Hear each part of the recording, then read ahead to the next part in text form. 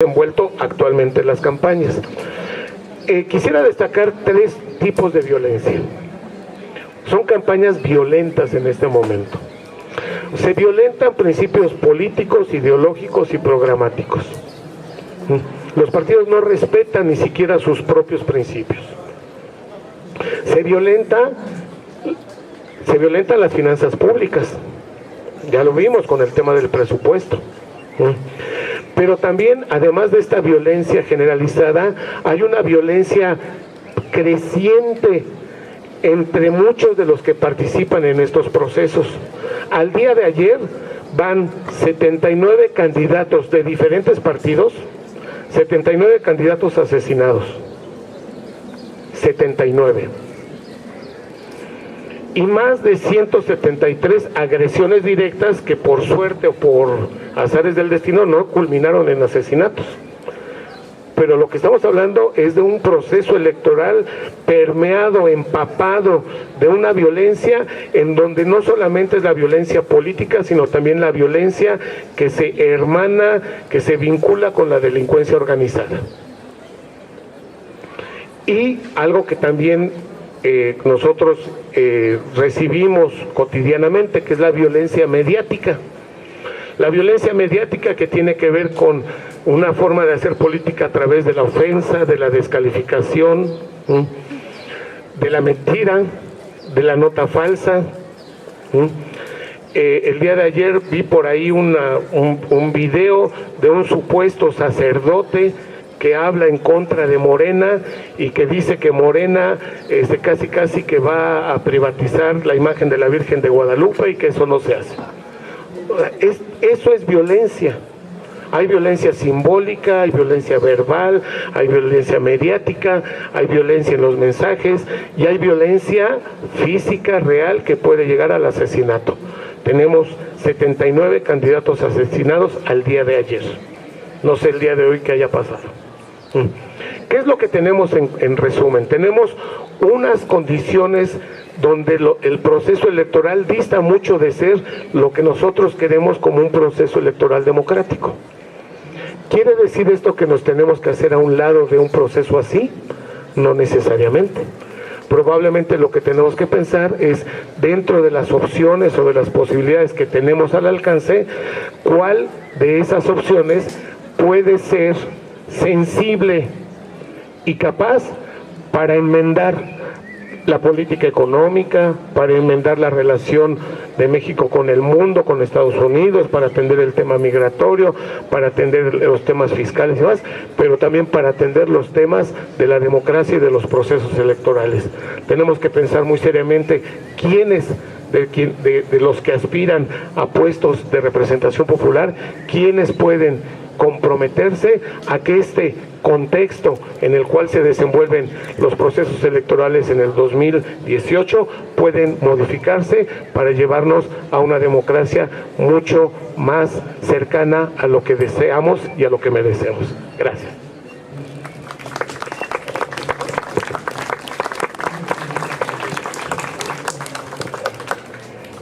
Gracias, Javier, por toda esta información, estos datos que nos has dado de unas elecciones tan caras, tan sucias, tan deslavadas, ¿no? Y tan dificultosas. Para los que se acaban de unir a esta mesa redonda, les recordamos que son diálogos entre universitarios, que es el primer evento que hacemos abierto y que es para toda la comunidad UAM, estudiantes, maestros, trabajadores, etcétera, con el fin de proporcionar información que puede ser muy valiosa para todos nosotros, ¿no?, a la hora de conformar nuestro voto. Le paso la palabra al profesor Manuel Arroza, especialista en procesos políticos, profesor de Ciencia Política. Gracias. Gracias, Delia. Buenos días a todos. Lo que no dijo al inicio Delia, por pudor académico, es que llevar a cabo la mesa aquí bajo esta jacaranda y parece que sí, es extraordinario porque nos morimos de envidia cuando los vemos en los pastos a ustedes dándose de besos, leyendo, comiendo, fumando, y entonces es una suerte de revancha que vamos a seguir explorando. Sí, debajo del fresno, creo que es un fresno aquí a mi izquierda. Miren, la mesa rectangular, esta en la que estamos, tiene dos objetivos en la invitación de los diálogos universitarios, que es responder quién ganó el debate, entre otras cosas, y quién ganará las elecciones. Javier no se refirió a esto porque él prefiere, igual que los otros dos ponentes y la moderadora, hacerlo con ustedes. Simplemente vamos a dar una mirada desde la sociología, desde la economía, desde la ciencia política, a esto que se nos ha presentado como el fenómeno mediático de los debates. Ya Javier nos plantea un contexto de 5 puntos o de 5 temas que nos ayuda muy bien a entrar de lleno a la experiencia de hace unas horas, de hace 48 horas del debate, y platicar de esta experiencia de los 12.5 millones aproximadamente de ciudadanos que vimos el debate, y qué esperábamos del debate, y qué recibimos, y qué pensamos después de eso. Entonces necesitamos estos elementos que ya planteó Javier, como el contexto de cuáles son las reglas de la competencia electoral en el país, de dónde vienen, por qué los partidos tienen un carácter partidocrático, digamos, tanto en los procesos de selección interna como en la aprobación de las leyes electorales, puesto que es su competencia legal y constitucional estar a cargo de estas cosas, de lo desafortunado de los procesos internos de la selección de las candidaturas y del pragmatismo interno de los propios partidos y del contexto desafortunado de las cifras que nos compartió Javier. Yo añadiría a las cifras el tema, ya que tiene que ver con los medios de comunicación, el número de periodistas asesinados en el país, el número, desde luego, de estudiantes desaparecidos y el número de población civil que está desaparecida. Yo desde este momento planteo mi punto de vista no personal, me parece que es un punto de vista que tiene que ver con la responsabilidad de ser politólogo y de calificar que en un régimen político que formalmente es democrático en la Constitución, pero que existen estas realidades de la desaparición, del asesinato, de la persecución política, de la ineficacia de las instituciones, de la corrupción, etcétera, sobre lo cual no voy a ahondar, no puede ser llamada democracia. Este es un tema que les incomoda desde luego a los funcionarios del Instituto Nacional Electoral, al gobierno y a los propios partidos, pero no salimos nunca del régimen autoritario que venía construyéndose desde los años 30 del siglo XX. Tuvimos una especie de pantomima en la transición democrática del año 2000, donde el gobierno cambió de manos en el partido, pero que las obligaciones de haber recibido el bono democrático, el PAN y en particular el presidente Fox en aquella elección, que fueron millones de ciudadanos, lo obligaba a tener una conducta donde se corrigieran estas distorsiones de lo que veníamos llamando desde la ciencia política el régimen autoritario, que no son sistemas democráticos, pero que tampoco son regímenes de junta militar, que están a medio camino entre una cosa y otra. Nosotros veníamos arrastrando desde los años 30 del siglo XX este formato del régimen o del sistema político mexicano, y la experiencia electoral del 2000, a pesar de que administrativamente y jurisdiccionalmente fue razonablemente aceptable, lo que falló fue la experiencia en el gobierno y las condiciones en las que se llevó a cabo las decisiones del Poder Ejecutivo y del Poder Legislativo. Y esto produjo lo que se llamó el desencanto por la democracia mexicana, porque se limitó al aspecto técnico de la elección y no a las consecuencias de carácter cultural, económico, social y político que debía de haber traído la alternancia en el país. Entonces hay aquí un problema de definición conceptual y de perspectiva de lo que vivimos todos los días los que estamos aquí. Quien sienta o quien esté seguro de que vive en un régimen democrático pensará que estas cosas que estoy señalando están fuera de lugar, pero habrá quien identifique que estas condiciones materiales, jurídicas, culturales, etcétera, que se han señalado aquí como contexto de la elección, no permiten hablar de un régimen propiamente democrático. Un país donde los candidatos son asesinados, donde se hace un uso faccioso de las instituciones, etcétera, etcétera, no cumple con los mínimos elementales de un régimen democrático. Paso a una reflexión propiamente sobre el debate para que podamos tener un intercambio en relación a esto. Hay quienes piensan que el debate del domingo fue, entre otras cosas, soporífero y estreñido. Estreñido, sí. El debate puede ser también calificado como, me recuerda una frase de Carlos Monsiváis, si estuviera entre nosotros. Dijo Julio Hernández López en la jornada que el debate, por la vacuidad consolidada que significó el domingo, debería de ser motivo para declarar inexistente por utilidad pública el tercer debate. Si el tercer debate lo que vamos a ver son estas injurias, estos improperios y estas provocaciones, y va a costar la cantidad de millones que costó, yo personalmente y desde un punto de vista más objetivo que intenta superar mi propia formación, diría que no es necesario el tercer debate, porque se gastan muchos recursos, se abren muchas expectativas y lo hace por su resultado innecesario. Los personajes, Pepe Mir, Ricky Riquín, Canallín y el Peje, o estos apócopes que se les han dado a los personajes, son parte de la imaginación mexicana para hacerlos más divertidos en la solemnidad de la política. El punto de partida del debate pudo ser un diagnóstico de cada uno de los temas que se iban a discutir. Me refiero a la relación con los Estados Unidos, la migración, el combate al crimen organizado y la seguridad fronteriza. Sin embargo, en vez de hacer este diagnóstico de arranque los candidatos, el debate derivó en un intenso cruce de acusaciones que ponen en una dificultad muy grande a quien está viendo el debate, es decir, a ustedes y a mí y a mis compañeros. Es decir, el ciudadano se tiene que convertir en un experto en separar lo que es mentira de lo que es verdad y estar acomodando las pocas ideas que van fluyendo entre el ataque y las mentiras y las acusaciones y los datos.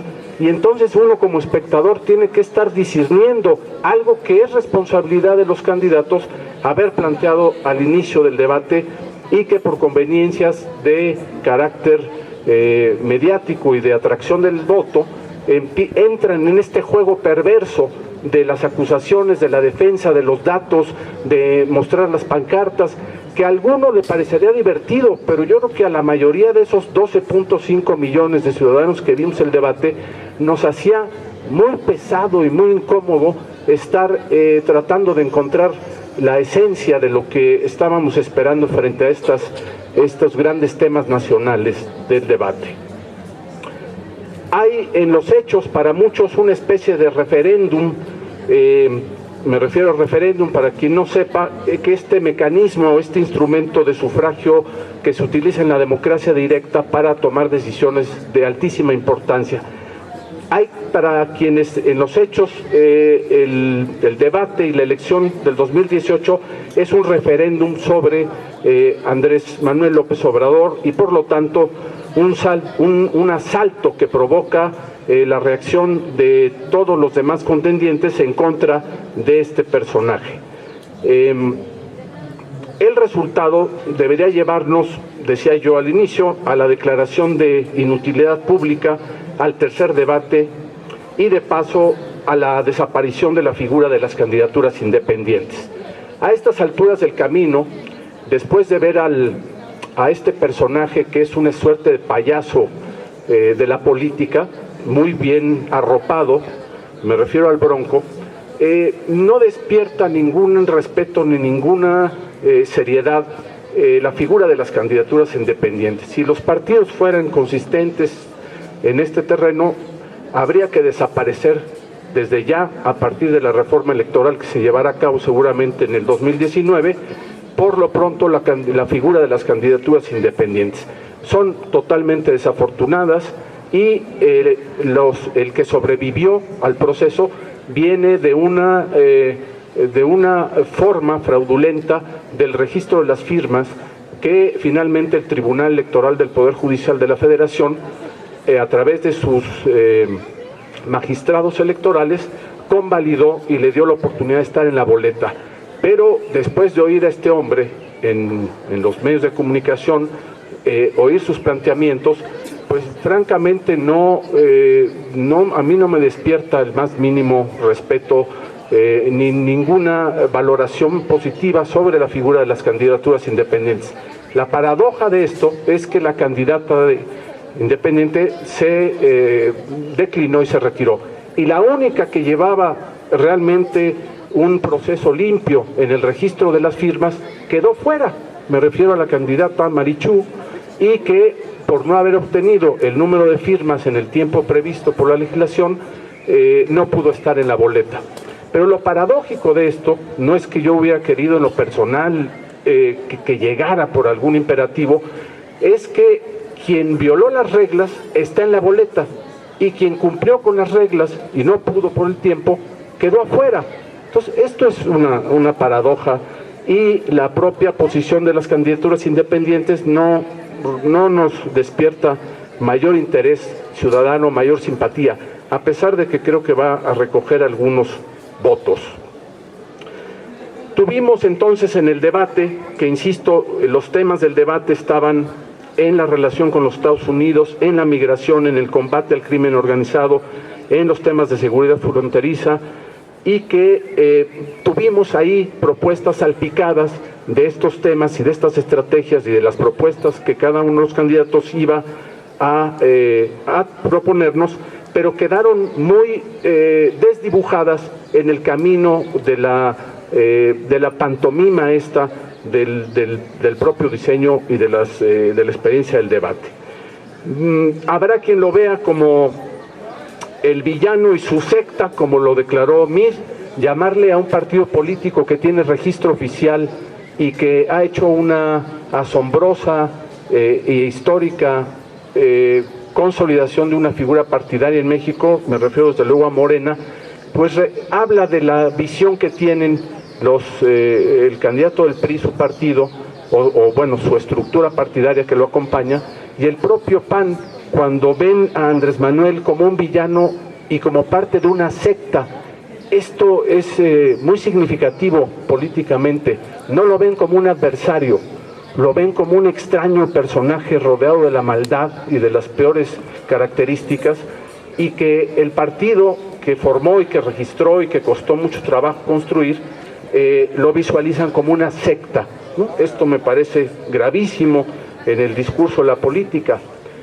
Si Andrés Manuel acusara al PAN o al PRI o a alguno de sus miembros prominentes de pertenecer a una secta, esto sería amplificado y motivo de alarma en los medios de comunicación, porque le atribuirían este lenguaje satánico, ¿no?, al candidato de Morena. Pero no es a la inversa.